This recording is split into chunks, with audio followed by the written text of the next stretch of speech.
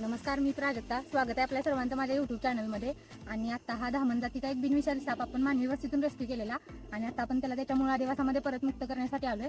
हा धामण जातीचा एक बिनविषारी साप आहे. या सापापासून आपल्या जीवाला कोणत्याही प्रकारचा धोका नाही आहे आणि या सापांचा आता मेटिंग सीझन चालू असल्यामुळं हे साप आपल्या घराच्या आजूबाजूला 1, 2 किंवा 3 अशा संख्येमध्ये दिसून येतील. तर या सापांना मारू नका. आपल्या जवळील सर्पमित्राशी संपर्क साधा किंवा वन विभागाच्या 1926 या टोल फ्री नंबरवर संपर्क साधा. चला तर या सापाला त्याच्या मूळ आदिवासामध्ये परत मुक्त करू.